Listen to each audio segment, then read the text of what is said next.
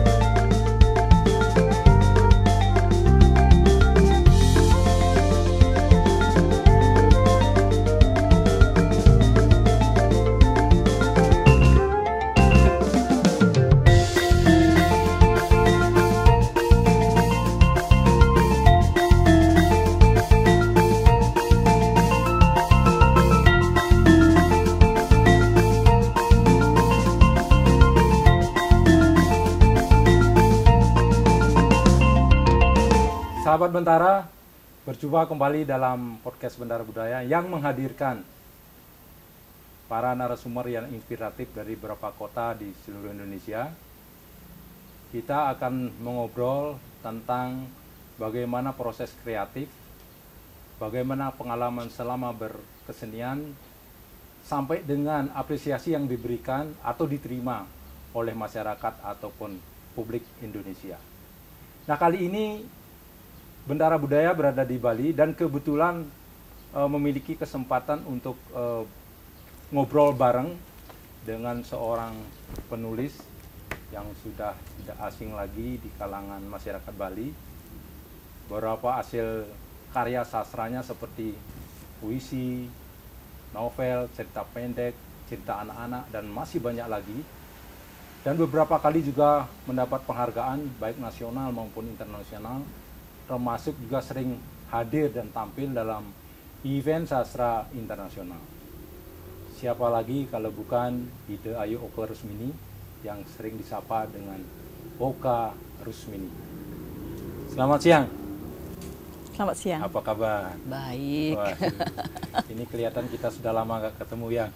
Jadi kebetulan saya ini dulu berteman dari masa kuliah dengan Oka Rusmini. Jadi podcast ini yang menemukan kita untuk kita berdialog tentang sastra dan dunia menulis. Nah, kira-kira Oka Rusmini kan saya lihat Anda juga lama di Jakarta. Jadi bahkan masa kecilnya banyak dihabiskan di Jakarta. Kelas 3 SMP baru balik ke Bali. Kelas 2? Kelas 2 ya. Jadi sampai menamatkan sekolah atau studinya di Bali.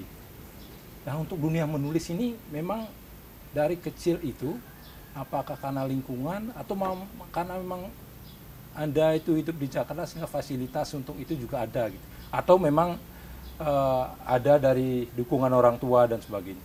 Kira-kira apa yang bisa Anda sampaikan kepada kita di acara ini? Mungkin karena masa kecil saya habiskan di Jakarta, akses publik, bacaan, langganan buku-buku atau apapun lebih gampang ya ketika tahun 80-an seperti itu. Jadi ibu saya tuh biasa langganan seluruh majalah pada masa itu. Ada Bobo, Ananda, Kuncung, yang seperti itu, Donald Bebek gitu. Jadi ibu saya tuh harus baca, lalu saya akan menceritakan kembali kepada ibu saya mendengarkan. Jadi terbiasa jadi terbiasa sejak kecil kita untuk, dan ibu saya biasanya agak bosen kalau ceritanya ibu saya sudah baca duluan. Tapi dia ingin anaknya beda ceritanya. Jadi cerita itu dikembangkan lagi gitu. Jadi pada masa itu mungkin karena dari kecil terbiasa tidak dikasih pakem bahwa cerita itu harus, misalnya sinopsisnya harus sama gitu kalau kita buat tugas seperti itu. Ini enggak.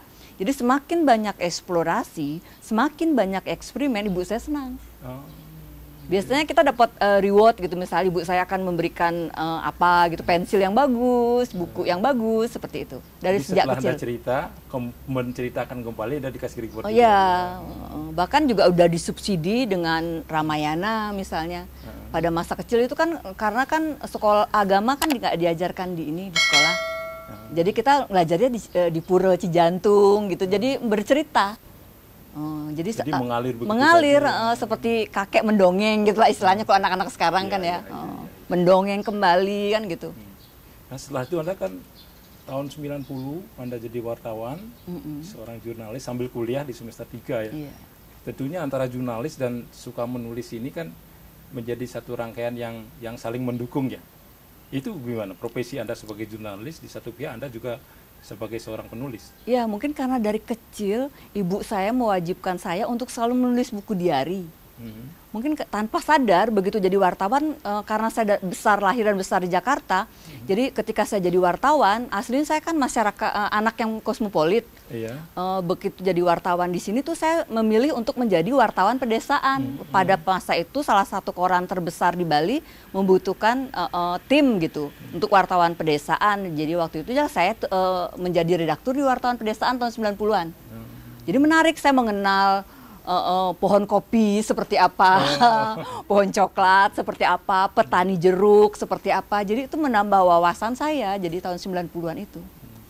Jadi otomatis sebagai jurnalis justru akan menambah Iya, wawasan. menambah wawasan. Jadi gitu. riset segala macam, data juga sudah. Data dan sambil piknik jadi.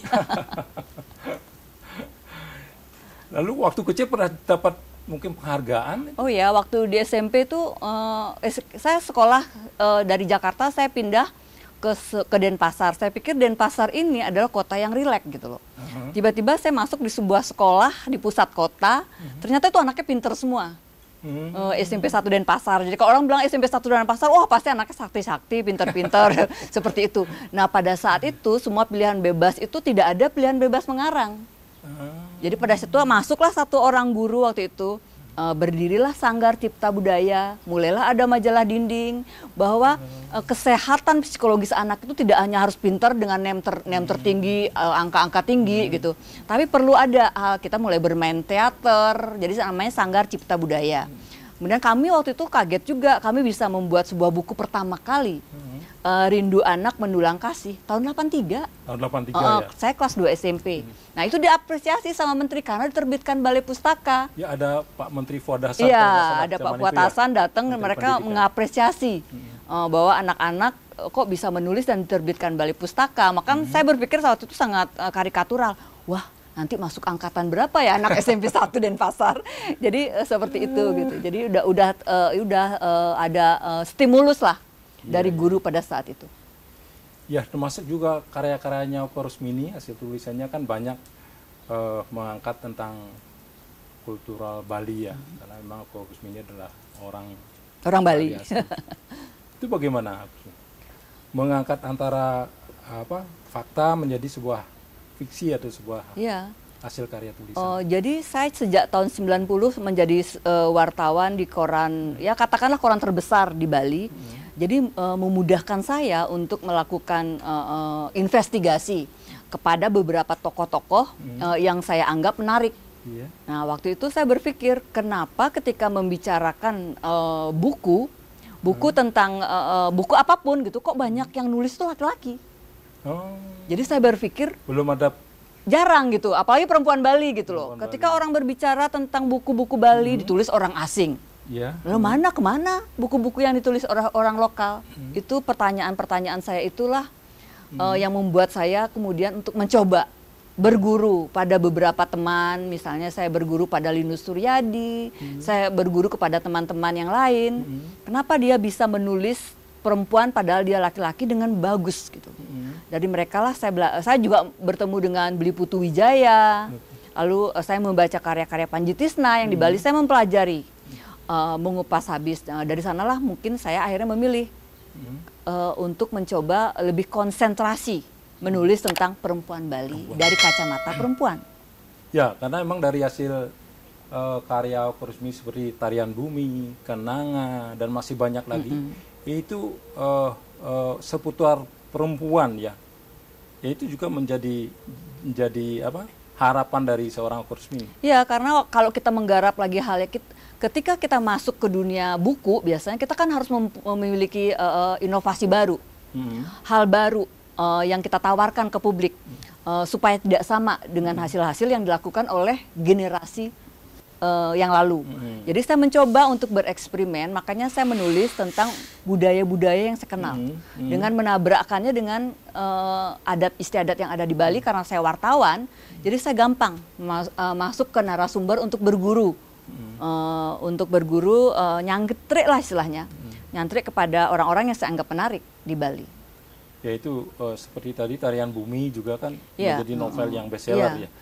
Tarian Bumi saya buat itu aslinya tahun 90 sampai 95. Kemudian kalau kita hanya menulis di Bali, nggak mungkin. Akses ke publik di Indonesia kan nggak mungkin, terlalu sempit. Jadi Tarian Bumi itu saya tawarkan, waktu itu ke Harian Republika malahan. Jadi dimuat sebagai cerita bersambung, mudah diakses oleh publik yang ada di Indonesia. Ya, itu muat, dan suasana yang ditawarkan. Selama ini kalau orang melihat Bali kan dikira Bali baik-baik saja gitu. Lalu karena saya sebagai wartawan, saya bertemu banyak orang, bertemu dengan banyak komunitas, jadi saya bisa menuliskannya dengan kritis gitu. Nah ini untuk penulis-penulis perempuan di Indonesia kan cukup banyak juga ya. Nah itu ada nggak kira-kira yang menginspirasi seorang Oku Rusmini dalam menghasilkan sesuatu? Saya membaca hampir seluruh penulis perempuan, tapi saya tidak memiliki idola ya penulis perempuan. Hanya untuk membandingkan apa sih yang bisa saya tawarkan ke publik yang lebih luas, apa sih yang bisa saya tawarkan agar masyarakat perempuan itu tercerahkan. Karena kalau kita bicara perempuan, kita kan banyak ada tabu, ada rambu, ada terornya. Jadi perempuan berkembang itu agak susah. Bahkan untuk konteks modern di abad 21 ini, 2023 ini problemnya masih banyak.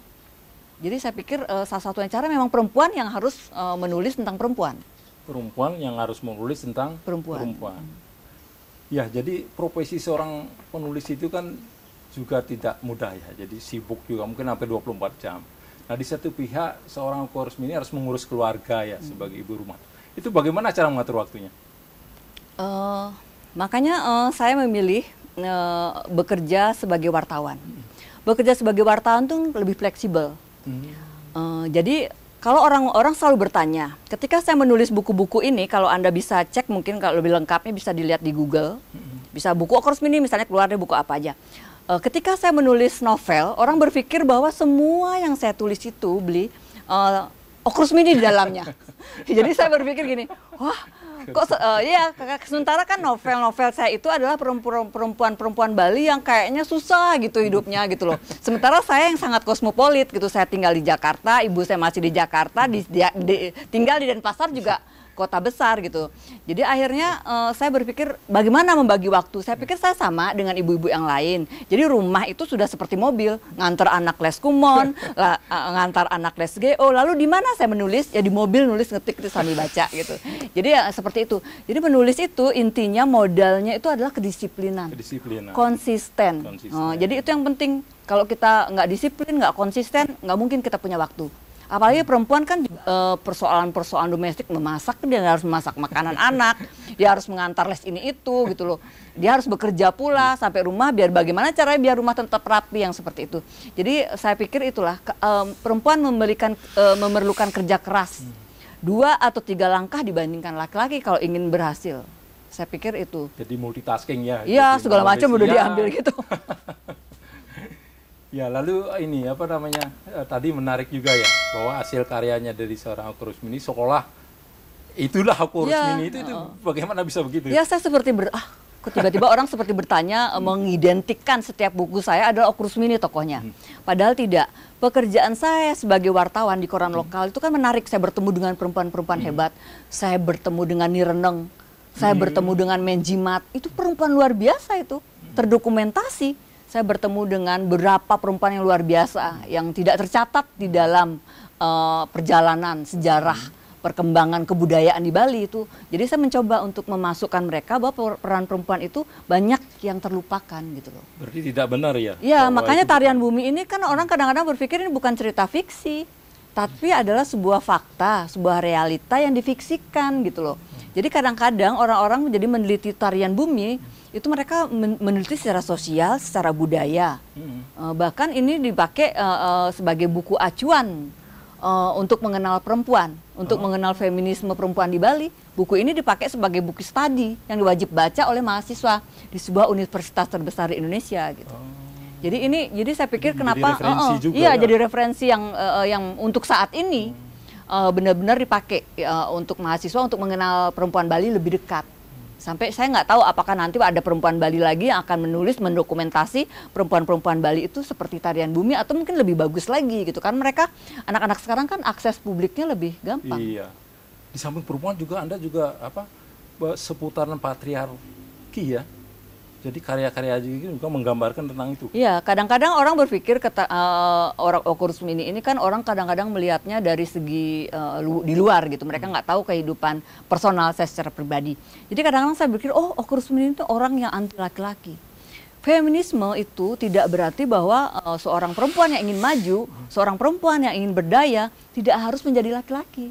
Tapi bagaimana perempuan itu bisa berdaya gitu loh. Seperti saya misalnya, saya menjadi wartawan, toh tetap menjadi ibu. Menyiapkan makanan anak, menyiapkan makan suami, bahkan hal-hal yang domestik. Itu tidak harus mengganggu kalau kita mengerjakannya dengan riang gitu loh. Jadi peran ibu itu tidak lepas. Ibu, istri, buruh, pers lagi kan itu pekerjaan yang labelnya banyak gitu loh. Jadi perempuan membutuhkan daya juang, konsistensi, dan benar-benar luar biasa. Harus dia punya waktu khusus untuk memikirkan diri sendiri gitu loh. Itu tergantung juga pada pasangan sih saya pikir. Harus saling mendukung ya? Iya. Saya kira mungkin pasangan Anda juga seorang... Iya, nggak mungkin kita mau ke sana sendiri, sebenarnya kita punya keluarga. Yang secara logika kan kita juga pembagian tugas itu harus jelas. Ketika urusan logistik domestik itu selesai, kita perempuan pasti bisa berkembang. Jadi nggak usah jauh-jauh. Keluarga dulu deh dibenahi, baru kita bisa seperti ini. Jadi tadi pertanyaan beli bagus itu. Di mana lalu Okurus Mini di dalam buku-bukunya? Jadi mungkin lihat dari mencoblong. Mencoblong itu adalah kalau kita bicara mencoblong, saya kasih nama mencoblong itu Okurus Mini. Mencoblong itu Okurus Mini. Jadi saya kadang-kadang jengkel, nganter les kumon harus lama, misalnya lanter GO dan masalah-masalah sosial, budaya, agama yang terjadi terhadap perempuan Bali. Jadi ada kritik sosial, budaya, agama, dan kehidupan.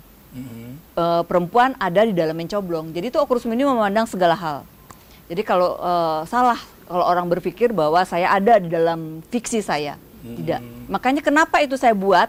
Karena bagi saya kritik orang itu terhadap saya yang tidak mengerti Bali lah, yang seperti itu tuh saya jawab dengan buku gitu. Jadi daripada kita ribut, nggak karu-karuan, lebih baik dengan buku. Mencoblong. Lalu mencoblong itu akhirnya melahirkan apa? Melahirkan esai, koplak. Ya, karena selama ini Okurus Mini selalu identik anti laki-laki. Seolahnya anti laki-laki, seolah tidak ada perhatiannya terhadap laki-laki. Kan ada feminis laki-laki. Laki-laki di Bali bisa juga menjadi feminis. Mereka juga bisa masak, mereka juga bisa menggantikan tugas-tugas domestik perempuan. Lahirlah koplak. Koplak itu laki-laki, feminis laki-laki. Berarti mencoblong dan koplak. Esai-esai dan pemikiran Okurus Mini kalau orang ingin melihat pemikiran saya. Orang ingin melihat potret bagaimana saya melukiskannya, tidak dalam bentuk fiksi. Kalau fiksi kan kita memerlukan rekayasa bahasa yang tingkat tinggi ya. Ya baik, sahabat Bentara, demikian tadi obrolan kita dengan seorang Okurus Mini. Mudah-mudahan bermanfaat dan memberikan inspirasi bagi kemajuan kebudayaan di Indonesia, khususnya di dunia sastra. Saksikan terus podcast Bendara Budaya hanya di kanal YouTube Bendara Budaya dan Spotify. Salam budaya. Jadi kita mungkin harus migrasi ke visual. Bagaimana caranya biar literasi itu ketika berbicara literasi kita tidak bicara buku aja, tapi literasi dalam bentuk visual. Jangan lupa like, komen, share, dan